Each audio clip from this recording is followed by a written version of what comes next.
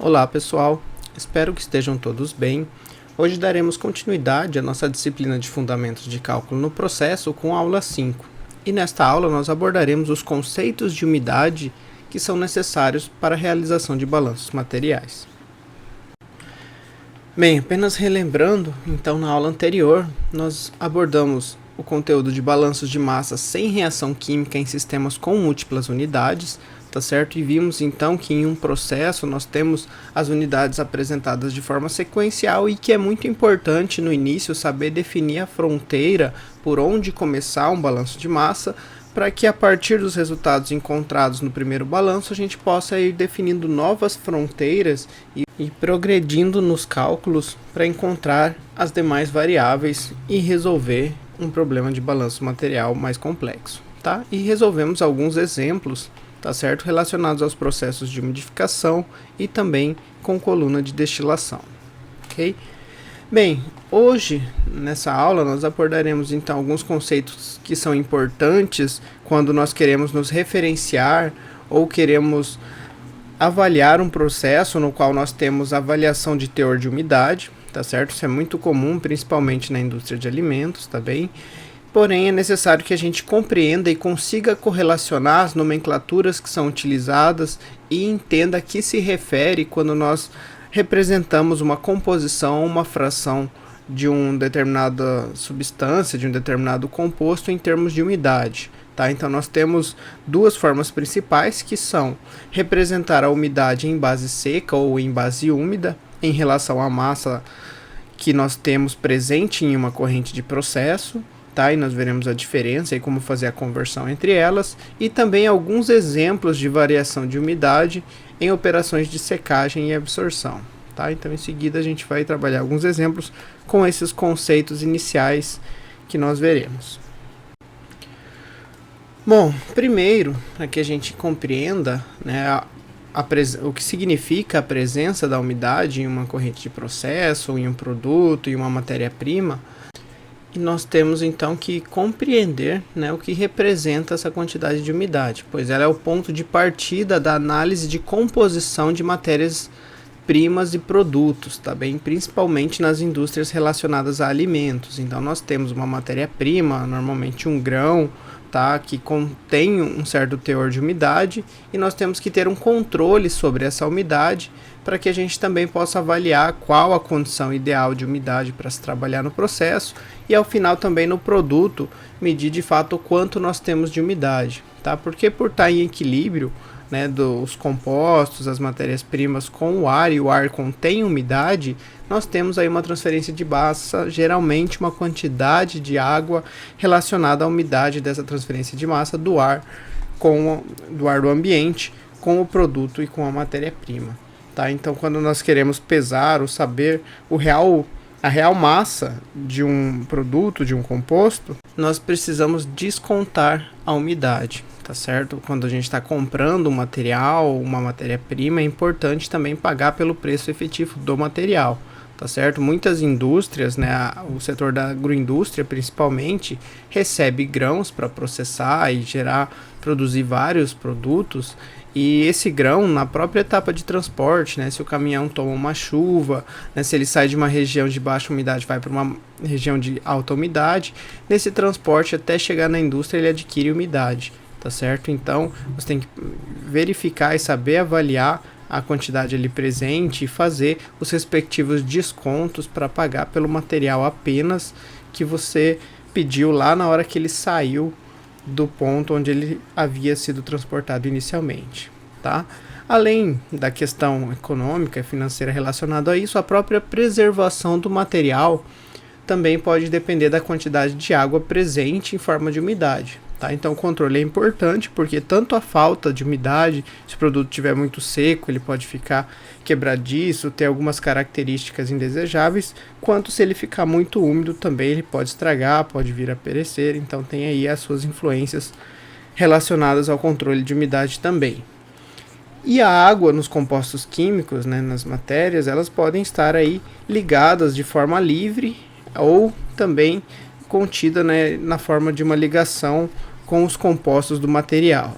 Tá? Então nós podemos ter a água simplesmente que ela se deposita e fica contida nos microporos do material da substância, e também a água, que pode acabar reagindo, ligando e criando uma interação com o composto, tá? E aí a gente, sabendo avaliar isso, nos processos a gente pode verificar se há a possibilidade de remover essa água de forma fácil ou não, porque quando ela está de forma livre, ela consegue sair sem a necessidade de operações mais energéticas e operações mais complexas. Agora, se ela estiver ligada, daí também são necessárias algumas outras condições e operações um pouco mais refinadas.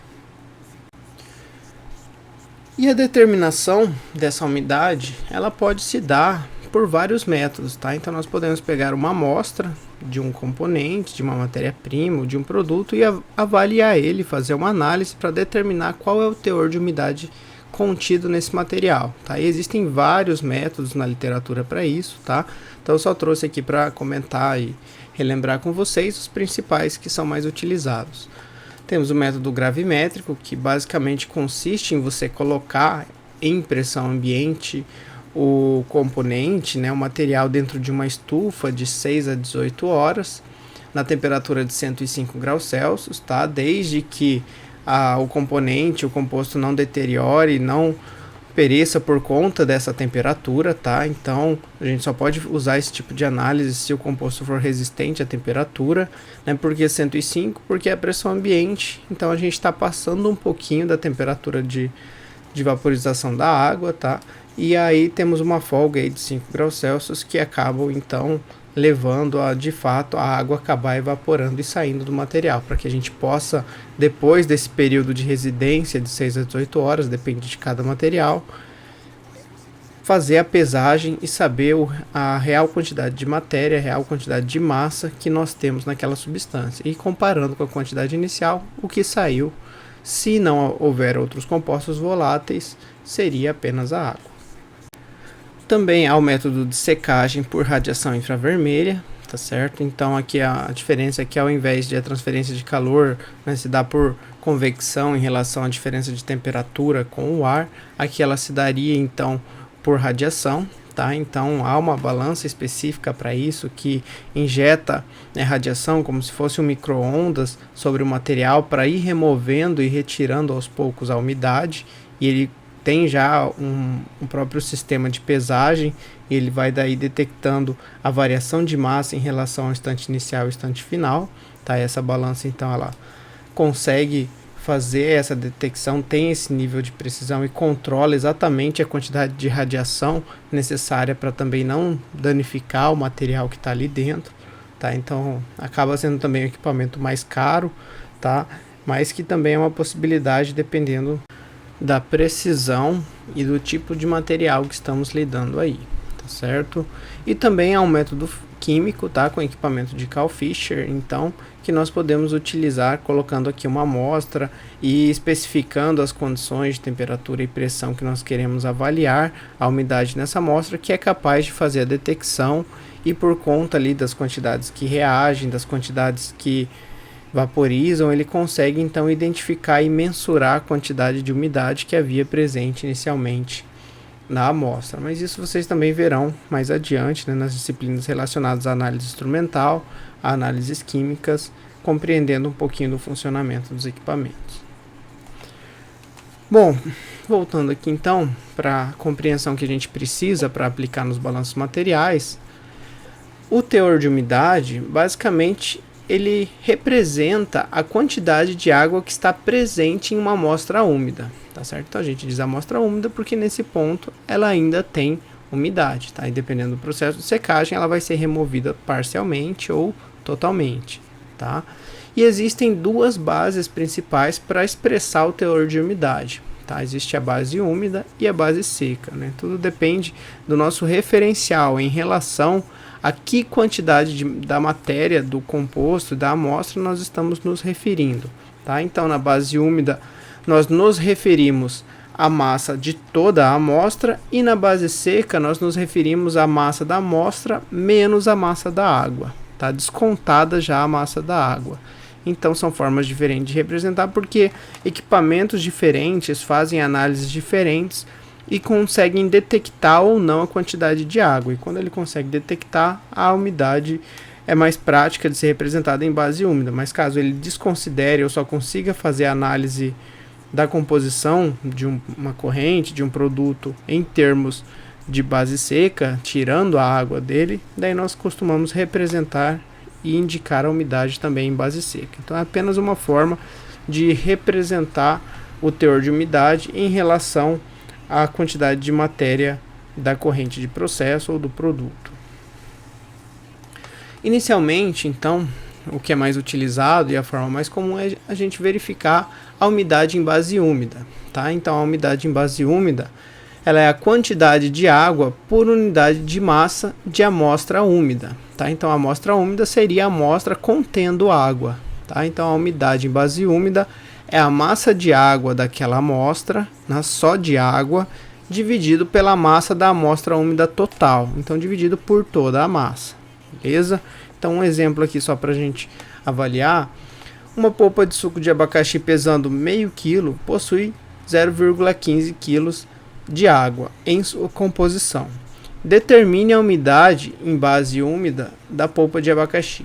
Então tá, se nós conhecemos a massa de água presente, conhecemos a massa da polpa de suco total, basta a gente dividir então uma pela outra para a gente determinar a umidade em base úmida, tá? Então a umidade em base úmida é a massa de água presente ali na polpa de abacaxi, de suco de abacaxi, dividido pela massa total dessa polpa. Então isso nos dá aqui uma fração de 0,3, ou seja, 30% da polpa de suco de abacaxi é água, tá? E assim a gente representa, diz que a umidade em base úmida é de 30%. Porém, em base seca, aqui nós fazemos essa relação, né, essa razão da quantidade de água por unidade da massa em relação à massa de amostra seca, tá? E essa massa de amostra seca seria a massa desconsiderando a quantidade de água. Por exemplo, a umidade em base seca então pode ser equacionada, né, representada como a razão entre a massa de água e a massa de amostra seca, tá? Desconsiderando a água presente na massa total. Então, para a gente comparar o mesmo exemplo anterior, só com o enunciado e as informações colocadas, né, de forma um pouquinho diferente, só para a gente ver que poderia também ser representado de outra forma, traz aqui então que a polpa de suco de abacaxi pesa novamente meio quilo no total e possui 30% de água em sua composição, ou seja, 30% do meio quilo seria lá 150 gramas, tá certo? Então 0,15 kg de água presente inicialmente. Determine a umidade em base seca da polpa de abacaxi. Então, pela definição de base seca, tá? A umidade em base seca para a polpa do suco de abacaxi, nesse caso, seria a razão de água, tá? A massa de água que é a mesma, tá? Não muda, 30% de meio quilo ou 150 gramas, ok? Dividido pela massa da amostra seca da polpa, tá? E nesse caso, então, desconsiderando a quantidade de água, que seria a massa total menos o que é a água, tá? Então, 500 gramas menos 150, 350 gramas, ou seja, 0,35 kg de polpa seca. Então, é a massa da quantidade de matéria ou do composto do que a gente está avaliando, desconsiderando a água, tá? Em base seca. Então, dessa forma, eu tenho aqui essa razão equivalente a 0,43, ou seja, 43% de umidade em base seca. Tá? Então vejam que a massa total e a massa de água é a mesma, porém a umidade representada em uma base ou em outra base, elas são distintas. Tá? Então, em um caso eu estou falando que é a quantidade de água pela massa total e no outro caso eu estou falando que é a quantidade de massa de água pela massa, desconsiderando já a água. Tá? Então essa é a principal diferença de referenciar a umidade em base úmida ou em base seca, quando nós falamos de uma amostra, de um produto ou mesmo uma corrente de processo que está ali a todo instante perdendo água ou ganhando umidade, né, no caso lá da câmara de umidificação que a gente viu na aula anterior, com a sua quantidade de água variando ao longo do processo. Bom, e existe também uma correlação entre a representação da base úmida para a umidade e a representação da base seca, tá certo? Então, se a gente observar os nossos termos e as equações que nós utilizamos, nós podemos aqui desmembrar alguns termos e fazer algumas análises matemáticas para correlacionar e obter uma forma de converter a umidade de uma base para outra, tá? Então a umidade em base úmida seria a massa de água sobre a massa da amostra úmida, ou seja, sobre a massa de água mais sobre a massa da amostra seca, que é a massa total, que seria a massa da amostra úmida, e a umidade em base seca é a massa de água sobre a massa da amostra seca, tá?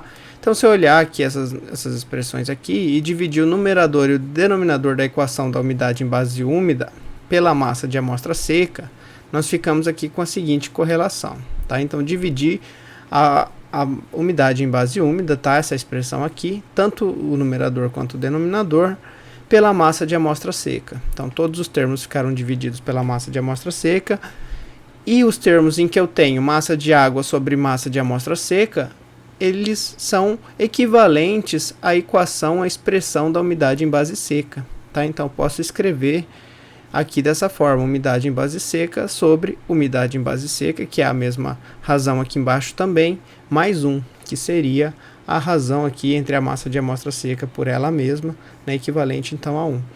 Então, eu tenho essa expressão que permite, se eu conhecer a umidade em base seca, substituir na expressão para obter a umidade em base úmida, e assim converter de uma base para outra, né? Ou seja, eu tenho uma correlação que é válida para que eu possa fazer as conversões, e também posso rearranjar para obter uma correlação inversa, tá? Então, se eu isolar, daí no outro caso, a umidade em base úmida em relação à umidade em base seca, eu posso expressar também a umidade em base seca como sendo a umidade em base úmida sobre 1 menos a umidade em base úmida. Então, basta que eu rearranjar a minha expressão aqui inicial e converter, tá, isolando para a umidade em base seca para obter a outra correlação. Que daí, conhecida a umidade em base úmida, eu tenho a possibilidade de encontrar a umidade em base seca. Beleza?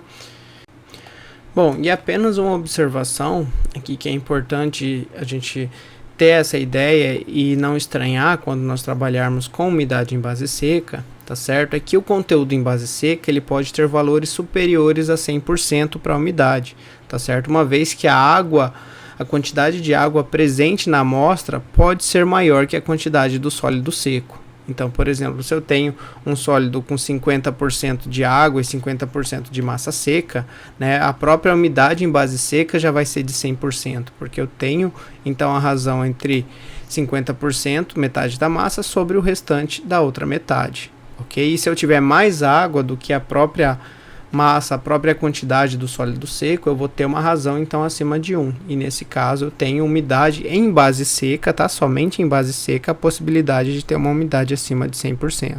Tá? Em base úmida não, porque eu estou comparando sempre com o todo, e em relação ao todo eu não posso ter mais do que eu tenho na quantidade total. Mas para base seca, como é em relação à quantidade que não contém água, se eu tiver mais água que a quantidade de sólido seco, novamente, eu tenho uma razão maior que 1 e posso ter uma umidade em base seca maior que 100%, ok? Bom, vamos agora para alguns problemas, alguns exercícios de balanços materiais, utilizando esses conceitos e esses equacionamentos de correlação de base úmida e base seca para a gente praticar um pouquinho e ver por que é importante ter essa noção quando nós trabalhamos balanços materiais. Bem, no exemplo 1, trataremos um balanço de massa em base seca. Para a elaboração de farinha de trigo, deve-se obter um produto final com 10% de umidade em base seca. Se o grão entra no moinho com 11,4% em massa de água, ou seja, aqui em composição, qual a quantidade de água que deve ser extraída em 100 kg de grãos? Qual a umidade do produto final em base úmida? Tá certo? Bom, então praticamente o problema deu algumas informações. O processo que nós temos aqui para a gente interpretar o problema seria um processo então de secagem dessa farinha de trigo, tá certo? Que ela entra com uma umidade que a gente ainda não sabe e sai com uma umidade de 10%. Na verdade, a gente não sabe a umidade na entrada, mas a gente sabe a massa de água, né, em composição, e sabe a quantidade que a gente vai ter também desse grão. Então, a gente pode, a partir daí, também determinar a umidade e a composição do que não é água, tá? Que seria a farinha de trigo, beleza? Bom, esse processo de secagem de grãos é um processo muito comum, tá, nas indústrias de processamento de grãos, tá? Então, quando os grãos eles chegam na indústria, eles passam por um grande secador industrial, tá certo? Onde eles vão sendo despejados, seja para armazenagem no silo ou armazenagem em um armazém, no topo desse secador. E no fundo nós temos a injeção de ar quente, né, que é uma temperatura maior, vai então removendo a água, vaporizando ela presente no grão e saindo por cima. Tá? Então é um processo muito comum utilizar esse tipo de secador de grãos, né? São secadores bem grandes. E eu deixei também um vídeo lá no Moodle desse e de outros processos para vocês verificarem como que funciona e terem um entendimento, né, do propósito de se utilizar esse equipamento na indústria. Mas lembrando aqui que o nosso foco na disciplina é sempre o balanço de massa. Mais adiante, nas operações unitárias, vocês estudarão mais a fundo cada uma das operações e seu funcionamento, suas condições de operação, seus parâmetros de projeto e assim por diante. Bem, então vamos lá. Entendido o problema, vamos esboçar o fluxograma do processo. Temos então o secador, tá certo? No qual nós temos a alimentação de farinha de trigo para que ela seja seca, né, removida parcialmente sua umidade, que ela sai ainda como umidade residual, e o ar quente que remove, então arrasta consigo parte da umidade inicial da farinha de trigo, ou seja, um pouco de água é removido na corrente de saída de ar do secador, ok? Bom, vamos dar uma nomenclatura aqui para a gente representar no balanço da alimentação do trigo úmido. Então, vou chamar de corrente a saída da farinha de trigo seca de corrente B, e vamos colocar os rótulos, as informações do problema. Tá? Então, conhecemos a composição de água na alimentação, ou seja, a fração mássica de água, a composição sendo a composição mássica, e, consequentemente, o restante, tudo que não é água, é a farinha de trigo. Tá? Ou seja, 88,6% ou 0,886 de fração mássica. A informação que o problema dá referente à umidade em base seca é na saída, tá certo? Ou seja, 10% de umidade na saída. E vamos determinar então as outras variáveis, a vazão da corrente B, a composição da corrente B, a quantidade de água que é removido, tá? Com as equações de balanço. Como base de cálculo, né, o problema ele quer saber a quantidade que é removida e a umidade em base úmida na saída para o processamento de 100 kg de farinha de trigo, tá certo? Então essa vai ser a nossa base de cálculo, a alimentação, a vazão na corrente A, né, a quantidade que está sendo alimentada equivalente a 100 kg. E, consequentemente, a partir das frações mássicas, multiplicando a vazão total ou a quantidade, aqui não vazão, né, mas simplesmente a quantidade para representar, já que a gente quer saber por quantidade de farinha de trigo. Multiplicando a fração por esse total, temos a quantidade individual, tanto de água quanto de farinha de trigo, na corrente, tá? Equivalentes aqui a 11,4 kg e 88,6 kg, respectivamente.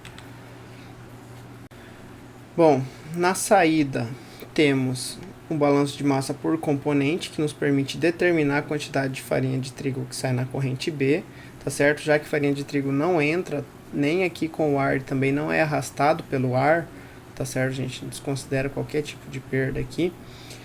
Então, o que entrou de farinha de trigo aqui é o que sai aqui, tá? Porém seco, com uma quantidade de água ou uma umidade menor. Então, no balanço por componentes, a gente tem que a vazão de farinha de trigo em A é igual à vazão de farinha de trigo em B. E dessa forma, então, nós temos na saída lá os 86,6 kg.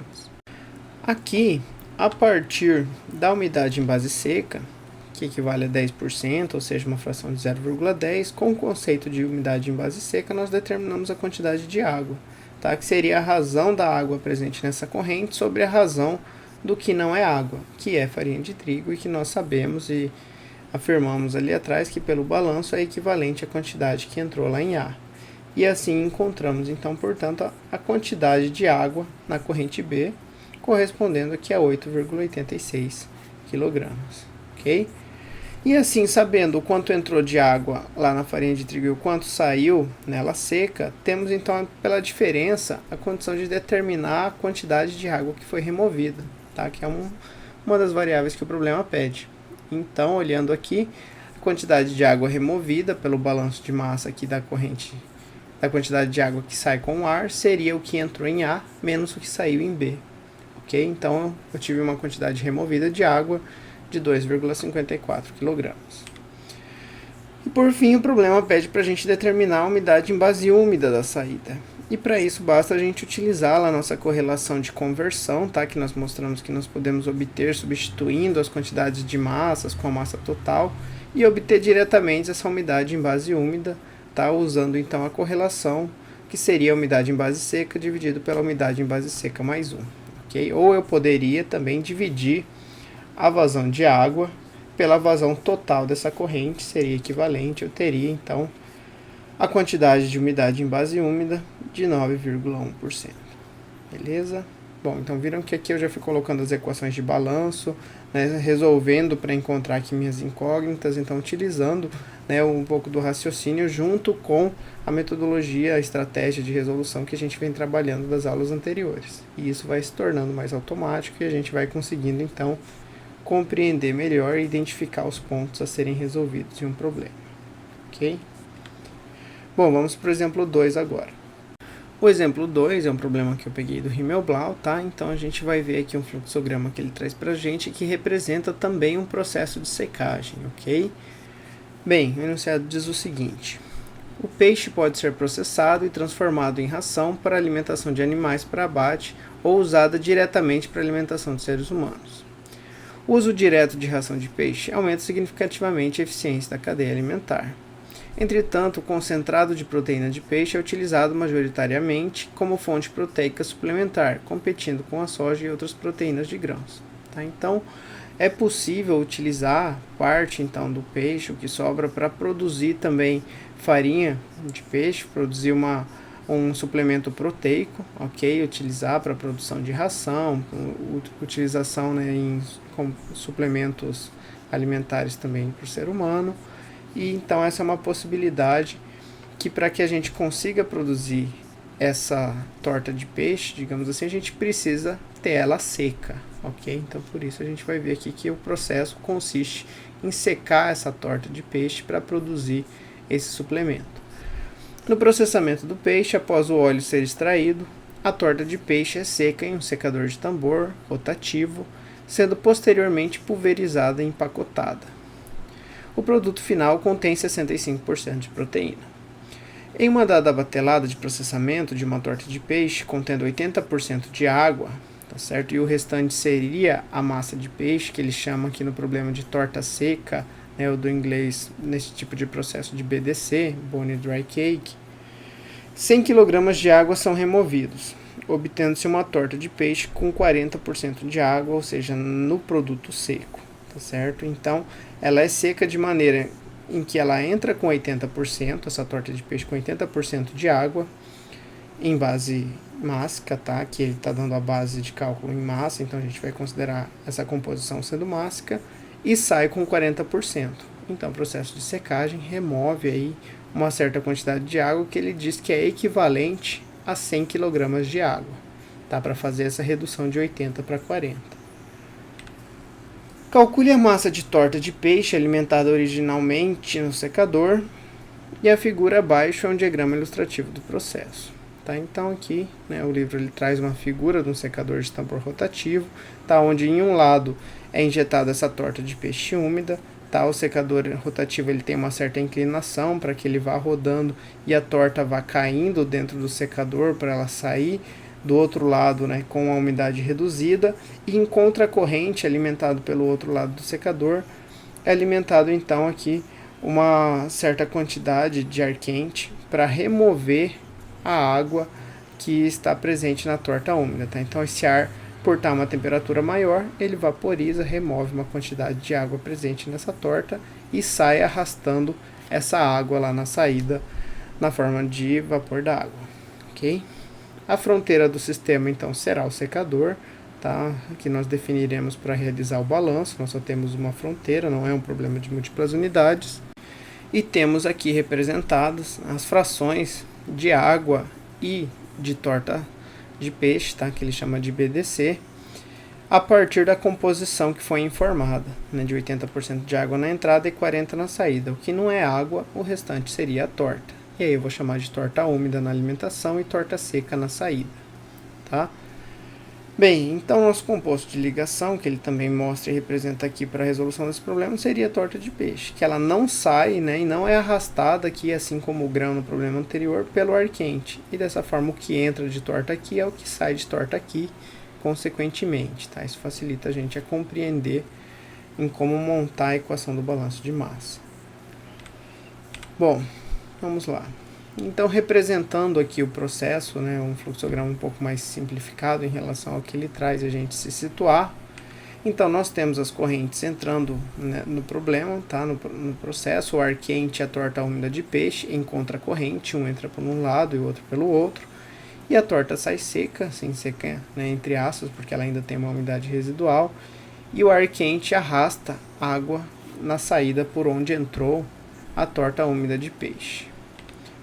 Bom, vamos chamar aqui então essas correntes de A, B, C e D, para facilitar na hora da gente representar na equação do balanço de massa, e colocar os rótulos, as informações do problema. As frações mássicas que ele informou, tá, de água e de torta, em relação tanto à torta úmida e em relação à torta seca, e a partir disso, então, utilizar como base de cálculo que o problema diz para a gente informa, que seria a quantidade removida de água, tá? Que foram, então, removidas 100 kg de água. Então, por isso, o problema pergunta para a gente e pede qual a quantidade de torta alimentada para que seja removida essa quantidade de água. Então, essa é uma saída, né? Uma quantidade de produto, digamos assim, que sai desse processo, que seria o ar quente com a água, e que ele estabelece um valor. Então, para que o nosso balanço feche, a gente tem que estar relacionado e adotando como base de cálculo nas equações de balanço de massa essa quantidade processada. Tá? Então, a quantidade de água que sai, os 100 kg, seria a nossa base de cálculo. E vamos, a partir disso, determinar a vazão da corrente de torta úmida e da torta seca, FA e FB. Ok? Bom, iniciando então pelo balanço de massa global, então aqui já escrevendo as equações para a gente resolver o problema e encontrar as incógnitas. Então, pelo balanço global, nós temos que o que entra é igual ao que sai, não temos acúmulo no processo, então FA mais FC é igual a FB mais FD. Porém, como nós temos a correlação e o conhecimento de que, no caso desse secador, ele não arrasta nenhuma quantidade de torta, a quantidade que sai de ar quente é a quantidade que entrou, mas a quantidade que ali arrastou de água. Né? Ou seja, a correlação de que FD igual a FC mais 100. E substituindo, então, FD no balanço de massa global, nós podemos aqui simplificar e cancelar FC e ficar, então, com o balanço de massa global reduzido a FA igual a FB mais 100. E também escrever os balanços por componentes, que nós temos condição de escrever tanto para água quanto para torta. Para água, então, seria o que entra de água no processo, que é só o que nós temos em A, tá? Então, a vazão de água em A é sua fração vezes a vazão da corrente, sendo igual ao que sai, né? E sai uma quantidade residual ainda na torta em B, tá? Ou seja, 40% de FB, e a água que sai arrastada pelo ar, que nós sabemos que é a nossa base de cálculo, ou seja, mais 100. Então, para a torta, consequentemente, o que entra de torta é igual ao que sai de torta, e nós só temos torta entrando em A e saindo em B. Então, a quantidade, a sua vazão é a sua fração na corrente vezes a vazão total da corrente. E temos mais duas equações. Então, vejam, temos 3 equações, temos 2 incógnitas, ou seja, aqui também uma das equações estão linearmente dependente, temos que resolver, então, para encontrar aqui, utilizando apenas 2 delas. Tá? Então, 2 equações, 2 incógnitas, para zerar os graus de liberdade e dessa forma nós resolvermos o problema para FA e FB e determinarmos aqui então as vazões da corrente A e da corrente B. Tá? Então, resolvendo esse sistema, nós temos em A entrando 150 kg e em B saindo 50 kg. Ok? Bom, é até um pouco, né, até um pouco lógico, então, também verificar que a quantidade de ar, né, entrando e saindo do processo, se é igual e não participa de nenhuma reação, não tem nenhum tipo de acúmulo, então o restante do balanço tem que fechar. E se entram 150 e saem 100 com o ar quente, restam 50 na corrente de saída. Tá? Isso mostra então que o balanço acaba fechando e que essas vazões então elas estão aí adequadas. E também que a umidade ela cai de 80% para 40%. Né? Então nós tivemos ali uma redução que seria equivalente a em 2/3 da água inicial na corrente A. Está restando 1/3 na corrente B. Se a gente olhar nossa correlação de 150 kg envolvidos aí no processo, nós temos então que 100 saem na corrente D e o outro restante então da água sai na corrente B. Ok? E resolvemos o problema do exemplo 2. Tá bem?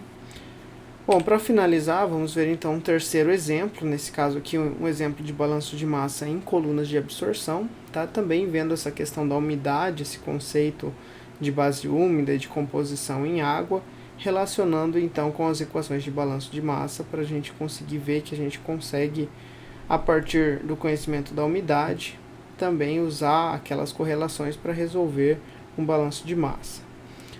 Uma corrente gasosa na vazão de 100 kg por hora, com composição de CO2 de 10% e de amônia 10%, ou seja, gás carbônico aqui 10%, amônia 10%, o restante de ar é tratado em uma sequência de colunas de absorção para reduzir esse teor de CO2 e amônia ao máximo de 1%.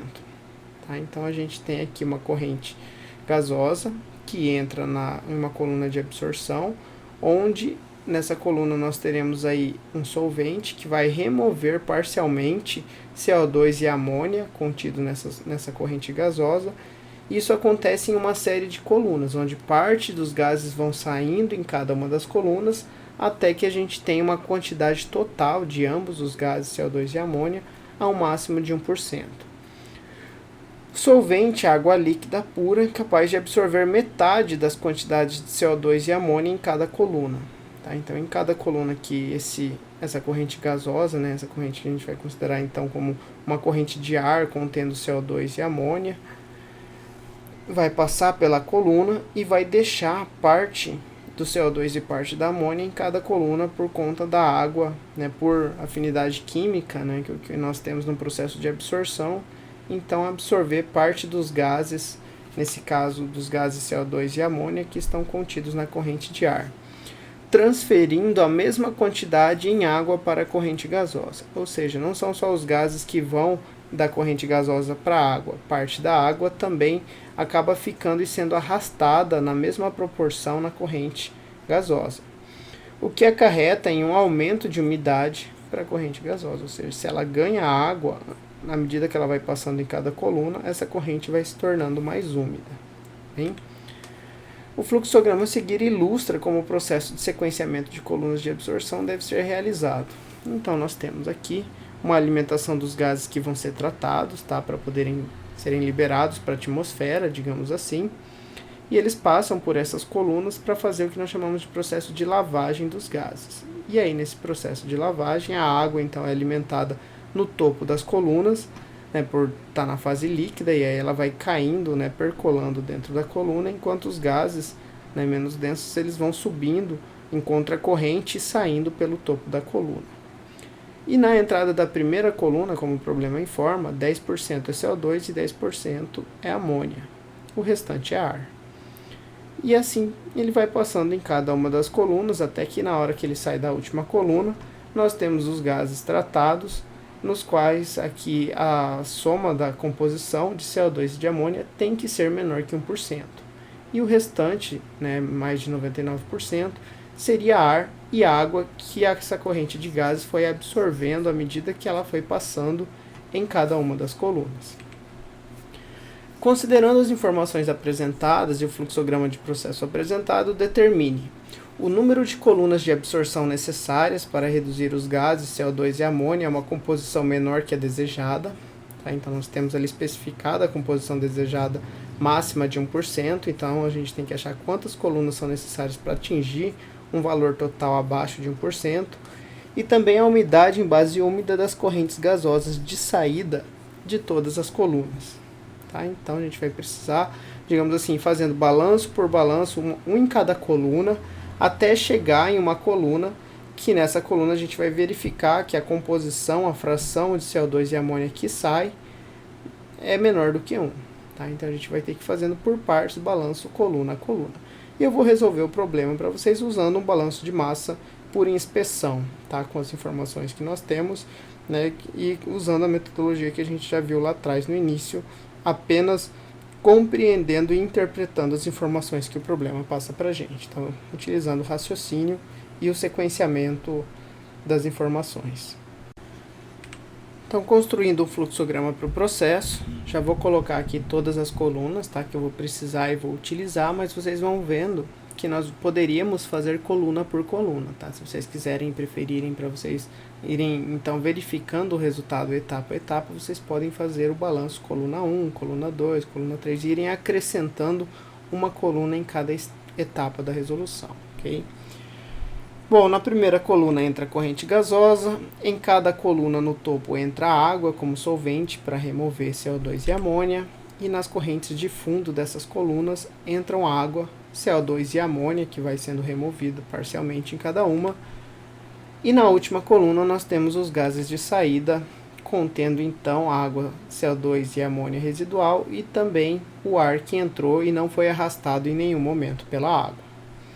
Vou chamar então essas correntes em relação às correntes gasosas, né, que entram desde a primeira coluna até a última, de F1 até F6, ok? Então só para a gente ter essa nomenclatura e não se perder.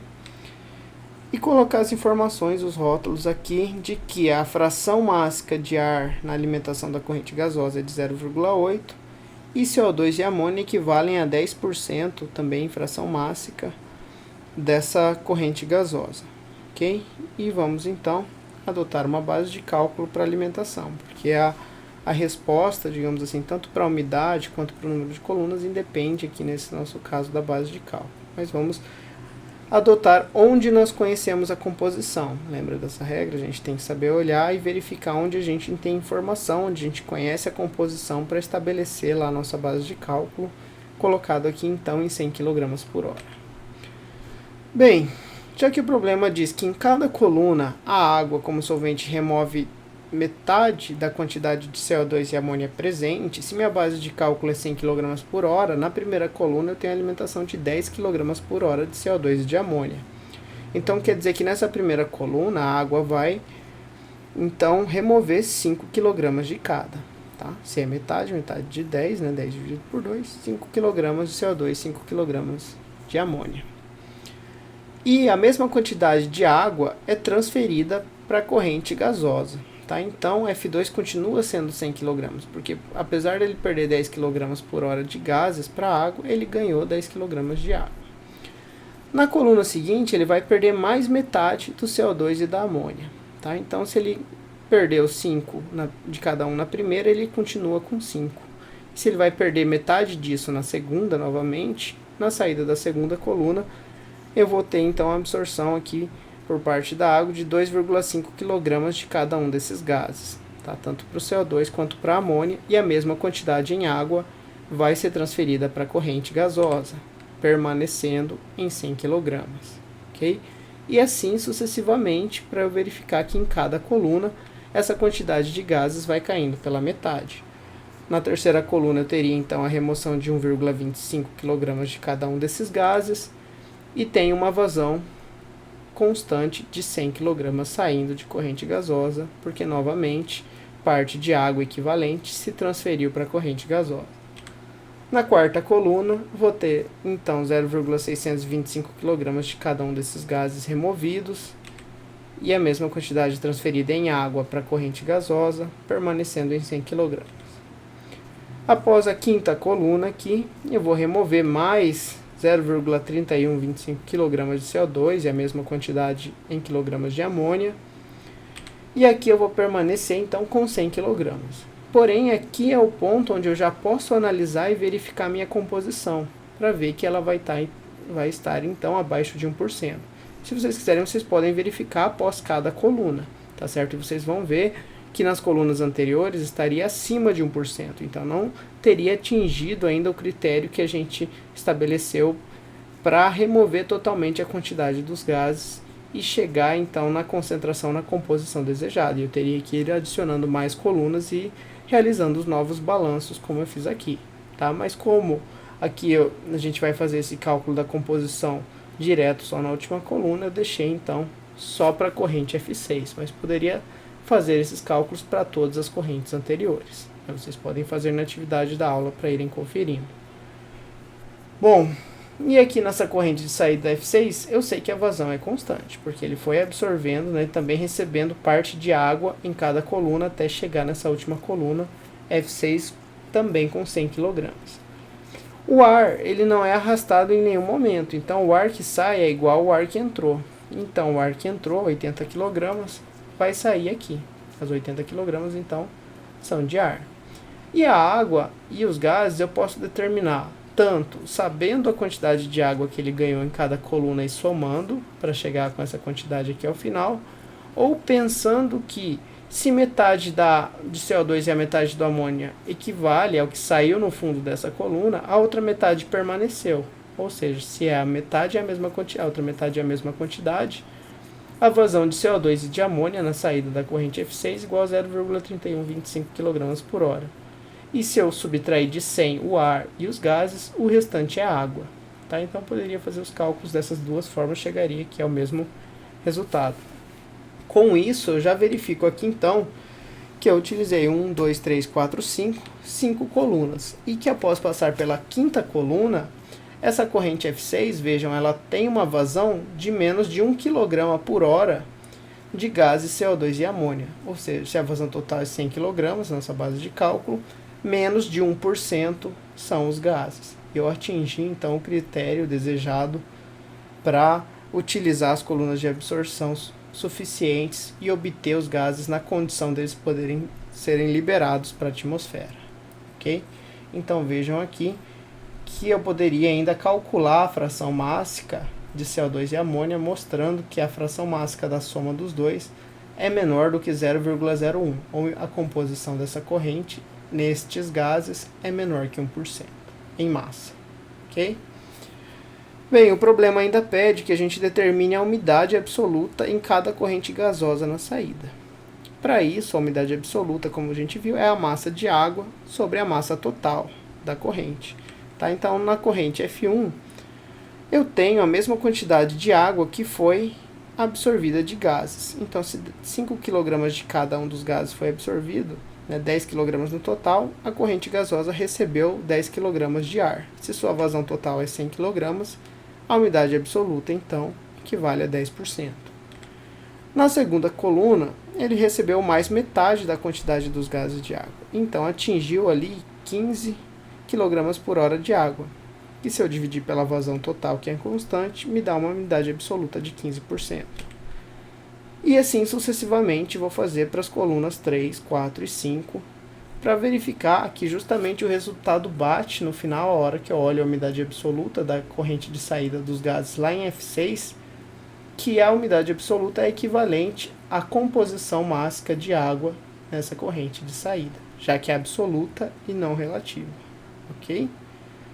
Bem, então, esse problema aqui a gente pode realizar também utilizando a estratégia de resolução, tá? Daria até um pouco mais de trabalho aqui, porque seriam muitas equações, muitas variáveis, mas apenas por inspeção e observação das informações, aplicação dos conceitos, nós conseguimos também ir realizando e obtendo, então, as respostas, né, de quantidades mássicas e de quantidades de composição em cada uma das colunas. Porém, que nós deveríamos ir fazendo coluna a coluna, e verificando em cada uma delas a composição, até encontrar que após a quinta coluna, a composição total dos gases CO2 e amônia é menor que 1%.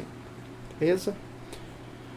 Bom, pessoal, então vou deixar como atividade da aula 5, que vocês resolvam os exemplos 1, 2 e 3 de cada da aula, adotando como base de cálculo das quantidades envolvidas em cada problema os 3 últimos dígitos do RA de vocês, tá? Assim como vocês fizeram nas atividades anteriores. Para ficar mais claro, eu deixei identificado ali em cada exemplo o que é a base de cálculo. Tá? E assim vocês podem utilizar apenas aquele valor sendo substituído pelo valor do RA de vocês, tá bem? Bom, e aí vocês vão praticar esses conceitos de umidade relacionados a equações de balanços de massa, que são importantes em muitos processos, tá bem? E também lá na frente no balanço de energia, quando a gente for trabalhar com processos de absorção também, processos de secagem, utilizando o ar quente, é muito importante trabalhar com a propriedade de umidade, que ela está presente no ar, independente do processo que a gente utiliza para secagem, tá? A gente não remove a umidade do ar para depois utilizar ele para secagem. A gente utiliza como a gente consegue captar o ar fácil da atmosfera, tá bom? Aqui as principais referências da aula, pessoal. Obrigado pela atenção de vocês e até a próxima aula.